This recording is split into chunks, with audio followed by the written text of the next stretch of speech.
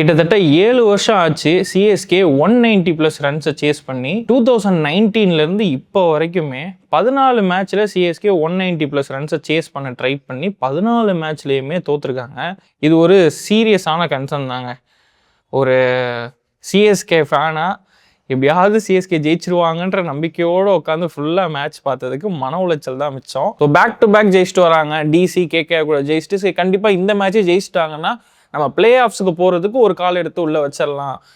அடுத்தடுத்து வரக்கூடிய மேட்சஸ்லேயும் நல்லா பர்ஃபார்ம் பண்ணால் இந்த மேட்சோட அந்த ஒரு விக்ட்ரி வந்து ஹெல்ப் பண்ணுமே அப்படின்னு சொல்லிட்டு சிஎஸ்கே ஃபேன்ஸு எல்லாருமே பயங்கரமாக எதிர்பார்த்துட்டு இருந்தோம். ஒரு சில சிஎஸ்கே ஃபேன்ஸ் வந்து என்ன சொல்லிட்டு இருந்தாங்கன்னா, டிசி கேகேஆர் கூட ஜெயிச்சதெல்லாம் ஒரு மாதிரி ஒரு லக்கில் ஜெயிச்சிட்டாங்க. கேகேஆர் வந்து இன்னும் ஒரு மேட்ச் கூட ஜெயிக்கல, அவங்க ரொம்பவே வீக்காக இருக்காங்க. ஸோ அவங்க கூட ஜெயிச்சதெல்லாம் ஒரு மேட்டராக எடுத்துக்க வேணாம், டிசி கூடயுமே கொஞ்சம் ஒரு லக்கில் ஜெயிச்ச மாதிரி தான் இருந்துச்சு, அதனால் இந்த மேட்ச் கண்டிப்பாக தோற்றுருவாங்க அப்படின்ற மாதிரி தான் நிறையா ட்வீட்ஸ்லாம் என்னால் பார்க்க முடிஞ்சிச்சு. பட் அப்படிலாம் இல்லை, CSK will prove them wrong அப்படின்னு சொல்லிட்டு தான் நான் நினச்சேன். பட் அன்ஃபார்ச்சுனேட்லி ஜெயிக்க வேண்டிய மேட்சை தோத்துட்டாங்க.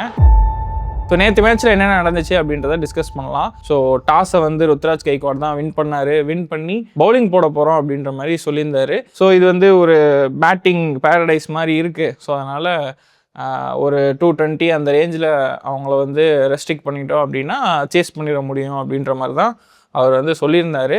ஸோ உண்மையிலேயே நேற்று சிஎஸ்கேவோட பவுலிங் வந்து ரொம்பவே நல்லா தான் இருந்தது.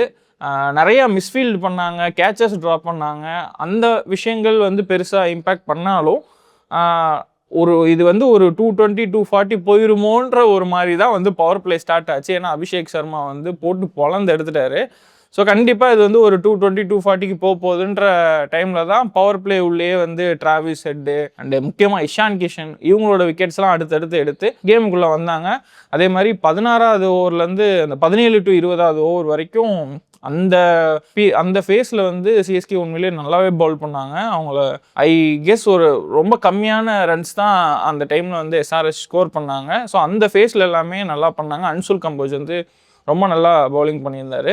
பட் இந்த எஃபோர்ட் எல்லாமே வந்து பேட்டிங்கில் வேஸ்ட் ஆயிடுச்சு அப்படின்றது தான் கஷ்டமாக இருந்தது.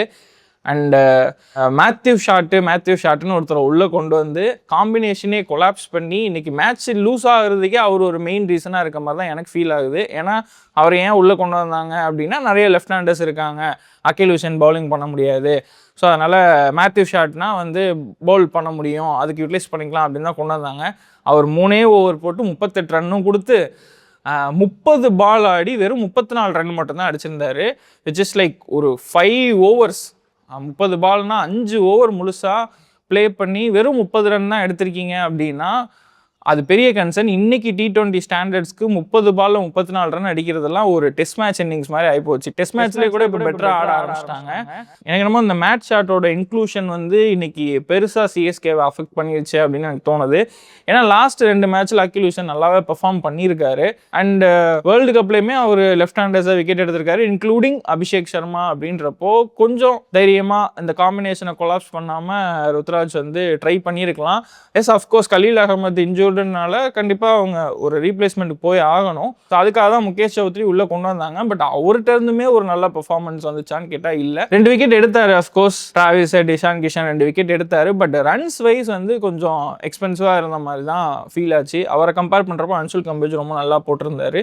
ஒருவேளை முகேஷ் சௌத்ரிக்கு பதிலாக ராமகிருஷ்ணா கோஷை உள்ளே கொண்டு வந்திருந்தா நமக்கு பேட்டிங்லேயும் அது கொஞ்சம் சப்போர்ட்டாக இருந்திருக்குமோ. ஏன்னா we are just 10 run short, ஒரு 10 ரன்னில் தான் நம்ம தோற்றுருக்கோம். அப்படின்றப்போ இந்த கொலாப்ஸ் நடந்தது பேட்டிங்கில் தான். முக்கியமாக மிடில் ஆர்டர் ரொம்ப சுமாராக இருக்க மாதிரி தான் எனக்கு ஃபீல் ஆகுது. ஃபினிஷர்ஸே இல்லாத ஒரு ஃபீல் இருக்குது. We are known for finishing games இல்லையா. ஸோ எம்எஸ் தோனி மாதிரி, ஜடேஜா மாதிரி நிறையா கேம்ஸை ஃபினிஷர்ஸ் இருந்த டீமில் இன்றைக்கி மிடில் ஆர்டர்லேருந்தே வந்து ரொம்ப வீக்காக இருக்க ஒரு ஃபீல் இருக்குது. ஒருவேளை பிரவிஸ் இன்றைக்கி கொஞ்சம் பெர்ஃபார்ம் பண்ணியிருந்தாலும் ஓரளவுக்கு ஹெல்ப் பண்ணியிருக்கலாம். அதே மாதிரி நம்ம பேட்ஸ்மேனை வந்து அவங்களோட என்ட்ரி பாயிண்ட்ஸ்லையுமே இன்னும் கொஞ்சம் பெட்டராக திங்க் பண்ணியிருக்கலாமோ அப்படின்ற ஒரு தாட் ப்ராசஸுமே இருந்தது. ஏன்னா ஒன்ஸ் ஆயுஷ் அவுட் ஆனதுமே வந்து சர்ஃப்ராஸை உள்ளே கொண்டு வந்துருக்கலாம். ஏன்னா அது வந்து பவர் பிளே உள்ளே இருந்தது. ஸோ அவர் வந்து நல்லா பேஸை யூஸ் பண்ணி நல்லா ஆடக்கூடிய ஒரு பேட்ஸ்மேனு. அவர் அந்த பாயிண்டில் இறக்கியிருந்தால் மேபி அவர் அங்கே கொஞ்சம் ஒரு 10 ரன்ஸ் 15 ரன்ஸ் வந்து ஸ்கோர் பண்ணியிருக்க சான்சஸ் இருக்குது. பட் அவருக்கு பதிலாக மேட்ச் ஷாட்டை இறக்கி அவர் பவர் பிளேயும் பெருசாக யூஸ் பண்ணிக்கல, மிடில் ஆர்டர்ஸையும் வந்து பயங்கரமாக சொதப்பி, அதுக்கப்புறம் சர்ஃபாஸ் உள்ள வந்து அந்த டைமில் ஸ்பின் அவங்க கொண்டு வந்ததுனால இவருக்கும் ஸ்பின் ஆட முடியல, மேட்ச் ஷாட்டுக்கும் ஸ்பின் மேட்ச் ஷாட்டுக்கு ஸ்பின் மட்டும் இல்லை, எதுவுமே ஆட முடியாத மாதிரி தான் அவர் ஆடிட்டு இருந்தார். பேட்டிங்கே பண்ண தெரியாத மாதிரி தான் அவர் ப்ளே பண்ணிட்டு இருந்தார்.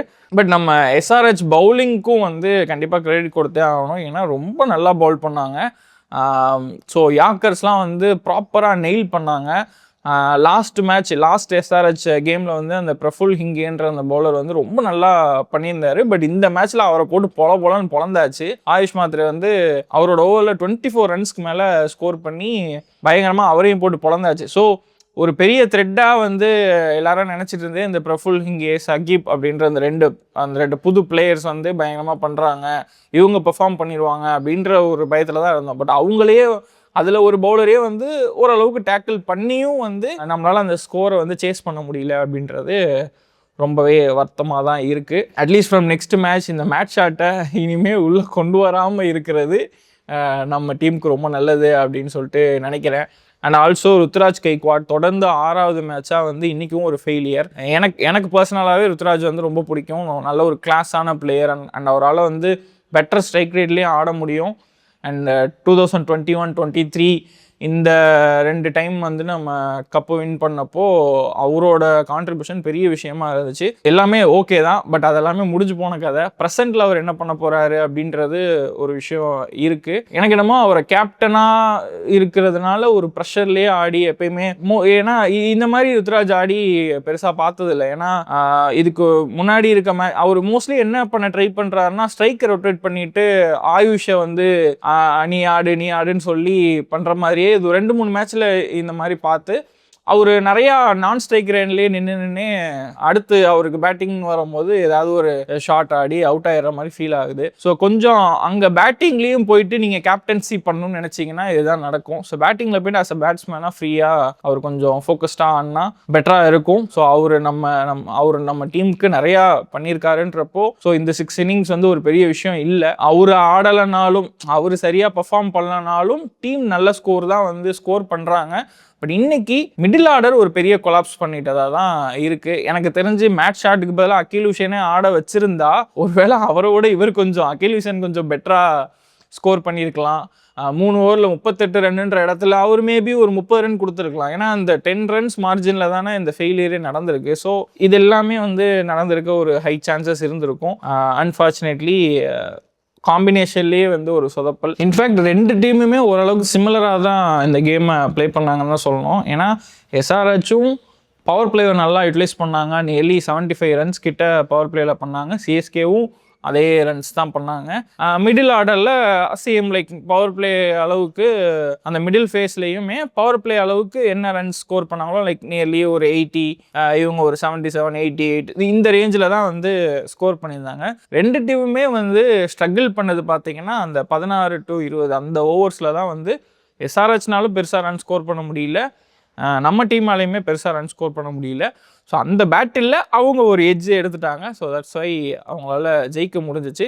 ஸோ இன்னும் சின்ன சின்ன காம்பினேஷன் சேஞ்சஸ் நான் சொன்ன மாதிரி சிஎஸ்கே நெக்ஸ்ட் கேம்லேருந்து கொஞ்சம் கொண்டு வந்தாங்க அப்படின்னா பெட்டராக இருக்கும். அவர் நல்ல டச்சில் இல்லைங்க.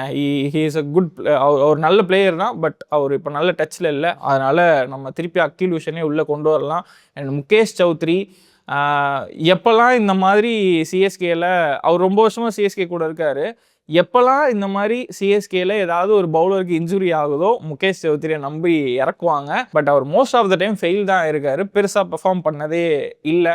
ரொம்ப ரேராக தான் அவர் நல்லா பெர்ஃபார்ம் பண்ணியிருக்காரு. ஸோ அப்படி இருக்கிறப்போ இந்த ஹிஸ்ட்ரி தெரிஞ்சும் வந்து ஏன் திருப்பி அவரே ட்ரை பண்ணணும்? லைக் டு லைக் ரீப்ளேஸ்மெண்ட் தான் கலீலுக்கு. பட் ஒரு ராமகிருஷ்ணா கோஷ் மாதிரி ஒருத்தரை ட்ரை பண்ணியிருந்தா இன்னைக்கு நமக்கு ஒரு அவரோட கேப்பபிலிட்டியை வந்து புரிஞ்சிருக்க முடியும். ஒரு ஆல்ரவுண்டராகவும் இருந்திருப்பார். மேபி அவர் வந்து அந்த ஒரு ஃபெயிலான அந்த ஒரு 10 ரன்னை அடிச்சிருந்திருக்க முடியும். ஏன்னா கடைசியில் நம்ம என்னதான் மேட்ச் ஆட்ட சொன்னாலும் ஈவன் ஓவர் 10நாலையுமே வந்து பெருசாக பாலை வந்து அடிக்க முடியல. நல்லா யாக்கர்ஸ் உண்மையிலே வந்து அந்த லாஸ்ட் ஃபேஸில் யாக்கர்ஸுமே பயங்கரமாக நல்லா நெயில் பண்ணாங்க. கம்போஜ் ட்ரை பண்ண அளவுக்கு கூட ஓவர் 10 பண்ணலை. ஸோ இந்த மேட்ச்ல கம்ப்ளீட்டாவே எனக்கு அந்த ஒரு இன்டென்ட் மிஸ் ஆன மாதிரி ஒரு ஃபீல் ஆச்சு. ஆயுஷ் மாத்ரேவை தவிர மற்ற எல்லாருமே வந்து ரொம்ப யாருமே வந்து அடிச்சு ஆடணும் அப்படின்ற அந்த ஒரு இன்டென்ட்டே காட்டாத மாதிரி இருந்துச்சு. பட் இந்த கேம் வந்து பயங்கரமா பிளாஸ்டா 6-4 அடிச்சு பயங்கரமா பண்ணாதான் ஜெயிக்க முடியுமான்னு கேட்டா கூட அப்படி கூட கிடையாது. கரெக்டா அந்த ரன் ரேட்டை மெயின்டைன் பண்ணி போனாலே போயிருக்க முடியும். ஏன்னா 10 ஓவர்ல பாத்தீங்கன்னா கிட்டத்தட்ட மோர் தென் 100 ரன்ஸ் இருந்தாங்க.